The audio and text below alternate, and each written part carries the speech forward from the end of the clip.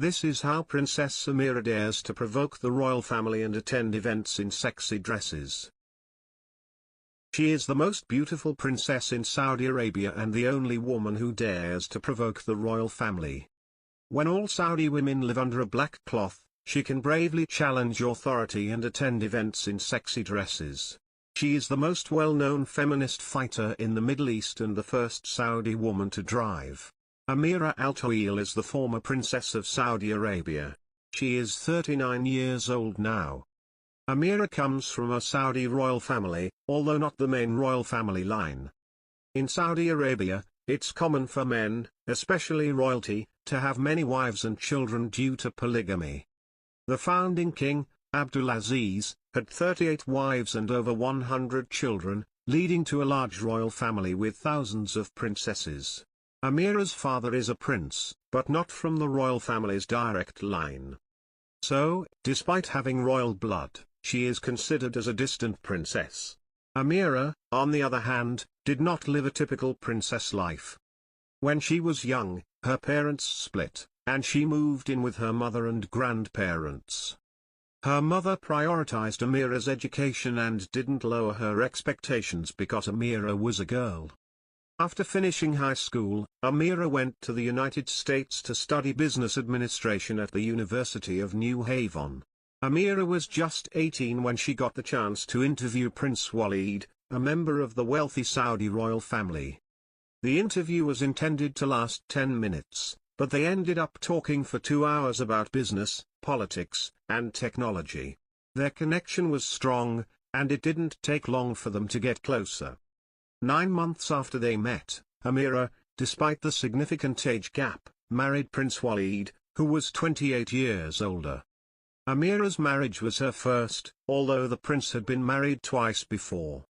Despite their age difference, Ameera didn't mind, and Prince Walid lived up to her expectations.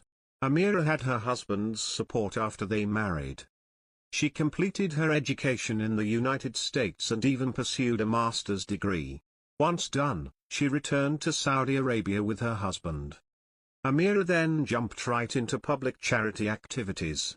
She dedicated her life to advocating for women's rights, challenging the traditional norms of Saudi society.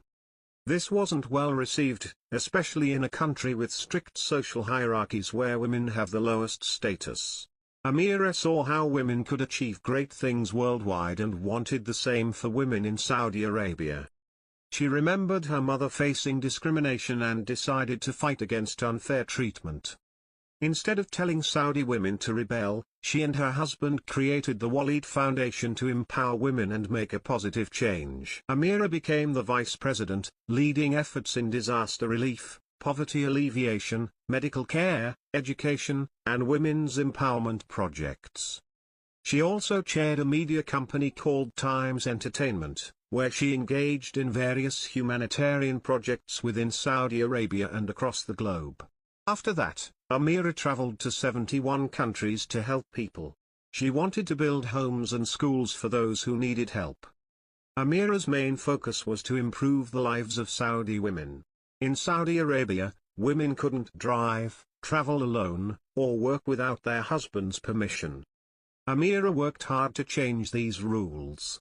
She was one of the first women in Saudi Arabia to learn how to drive. Thanks to her efforts, Saudi women can drive now, since June 2018. Ameera also fought for women's rights to inherit property and have custody of their children after divorce. Despite criticism, she always dressed stylishly and wore makeup at public events.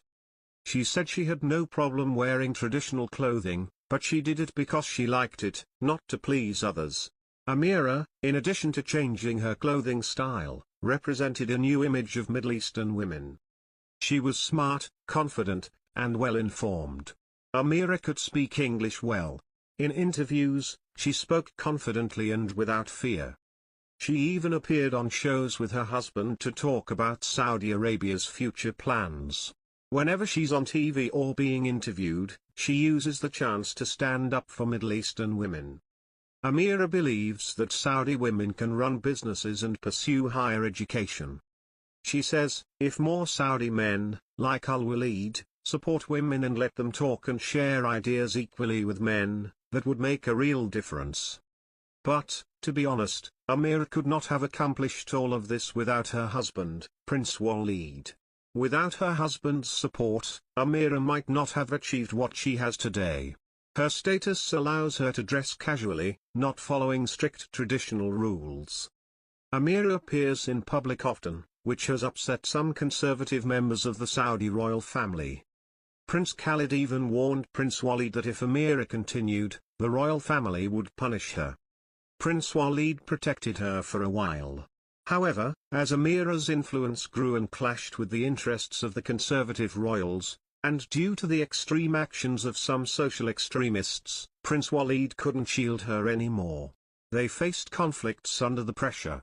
In 2013, Ameera and Prince Walid separated amicably, ending 12 years of marriage.